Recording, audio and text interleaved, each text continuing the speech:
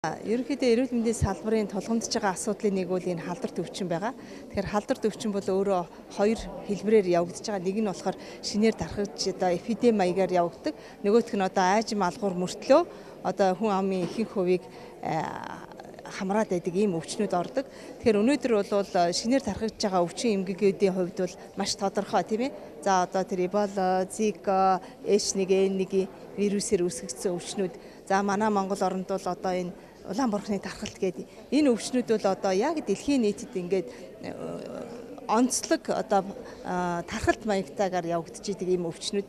Тэгэхээр бид нар бол өнгөрсөн жилд Улаанбуурхны энэ тархалтыг зогсоосон улс орн өвчлөлийг зогсоосон улс орн гэдэг Дэлхийн эрүүл мэндийн байгууллагаас сертификат авцсан улс орн шүү дээ. Тэгтэл одоо дахиж сэргээд сая энэ 2015 оны маш олон хүн амыг хамарсан эрүүл мэндийн салбарт болон улс орны эдийн засагт хүндрэл учруулсан за иргэд үйлчлүүлэгчдэд бас гай зовлон авчирсан ийм айхтар өвчин болоод дууслаа. Тэгэхээр энэ бол өөрөө бид нарыг манай одоо засгийн газрын анхаарлын түвшинд байх хэвээр ялангуяа дархлаажуулалтыг одоо зөв хийх за мөн одоо дархлаажуулалтын тэр эдийн засгийн санхүүжилтийн тогтмол засгийн газрын эрсдлийн санд байлгаж явах за тэр дархлаажуулалтын сангаараа дамжуулж ард иргэдэд дархлаажуулж явах гэсэн байнга дархлаажуулж явах ёстой гэсэн энэ дохиог хэлээд байгаа.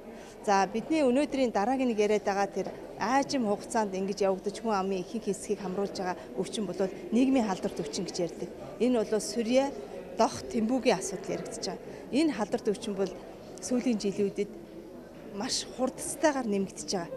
Тэгэхээр энэ асуудлыг бид нар өнөөдөр бас анхаарлынхаа төвд авч үзэх ёстой. Ялангуяа олон улсын жишг одоо энэ мэдээллийн тогтолцоо, хяналт, судалгааг одоо нэгтгэдэг ийм төв энд ажиллах ёстой.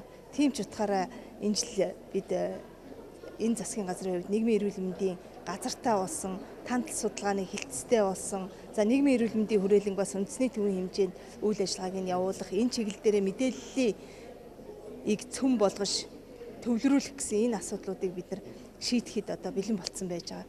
Тэгэхээр зэрэг энэ өвчнүүдийн гол одоо үйл ажиллагаа маань юу вэ гэхээр зэрэг ерөөсөө нийгмийн эрүүл мэндийн чиглэс нь тусламж үйлчлэгийг үзүүлэх шаардлагатай байгаа.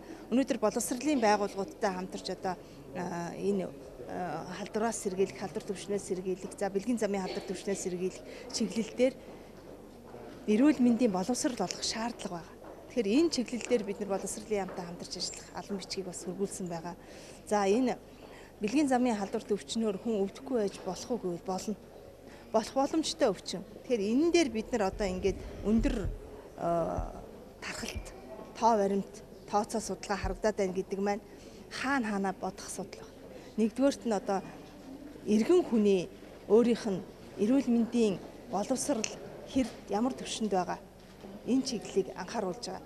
Нөгөөтэйгүр яг энэ тандал судалгаа тэр хяналтыг зөв хийдэг манай эрүүл мэндийн төв байгууллагуудын одоо мэргэжил арга зүйг шаардж байгаа.